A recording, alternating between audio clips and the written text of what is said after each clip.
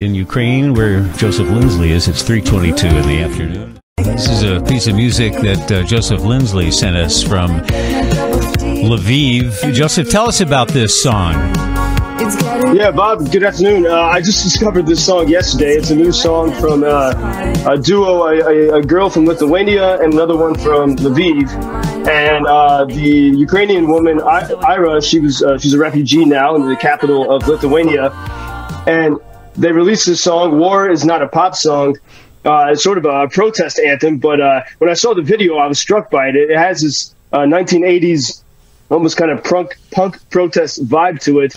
And the two girls in the music video have painted smiles in their faces, hiding their real emotions. And I love the sound of it, but also there was a real, you can hear the pain and the agony also at the same time. And so I wrote to Bjelle, she's from Lithuania, yesterday, and I asked her, why did you make this song? And she said her Ukrainian friend from Lviv, she realized when she was outside of Ukraine, she had to adapt to the states of people in other countries in order to tell them about the war. She felt that she had to suppress her own emotions in order to really say what was happening in this war. And so they made this song to highlight the absurdity of Russia's war against Ukraine. But also it was the best way they could find to show this, like, you could put on a good face, but still be suffering immensely. And that's so much of what I've seen with people, even, in cities like Dnipro or Kharkiv, and not so much in Kharkiv, there's not happy faces there, but in a lot of places around Ukraine,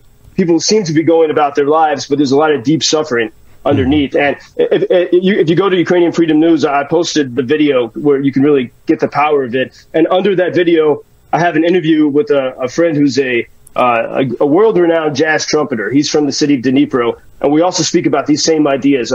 How do you make art? How do you be creative in wartime? And he tells the story of how he couldn't play music the first 3 months of the war, and it was only when his cousin died in battle, to whom he was very close, that he began to play music. He said, I realized I have to use my trumpet as a weapon to help people with their emotions so they can keep their strength. Have to check that out, UkrainianFreedomNews.com. I know you had some thoughts when you were watching the news about King Charles in Northern Ireland, and also everybody keeps playing back the video of when the Queen was there. And how did you relate that to your situation there in Ukraine?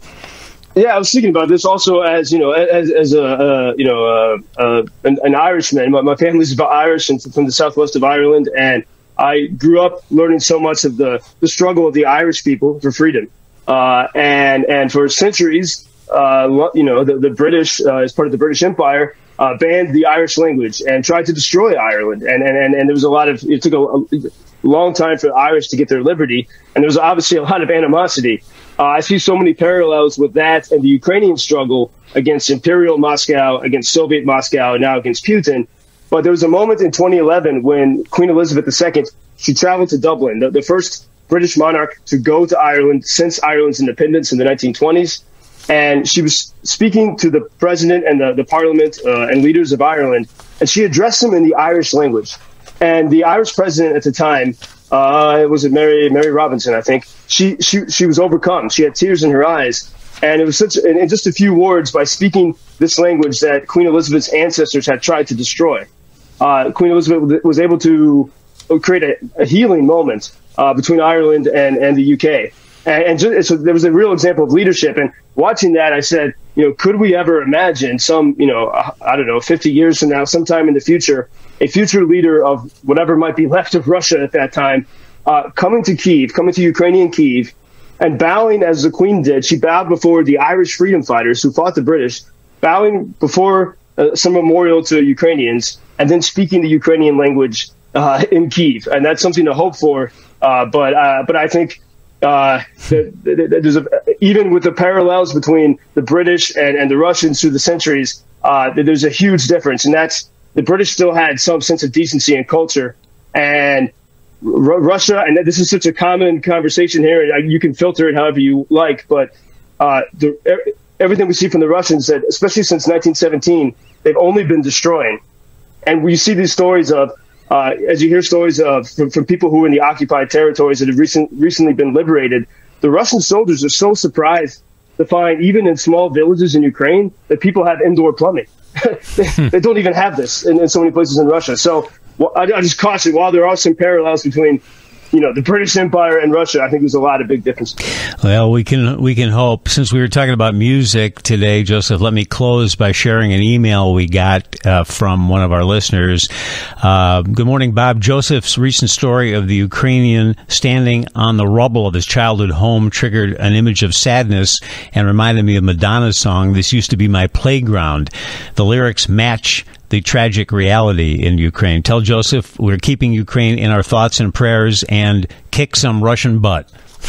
Wow. Well, I will pass it on to my friend. And as you were reading those words, in my mind, I saw a playground that I saw in Kharkiv, not far from that scene, and overgrown with weeds and rubble. So that's exactly the image. Joseph Lindsley in Lviv. Thank you, Joseph, and we'll connect tomorrow. Be safe. Thank you, Bob.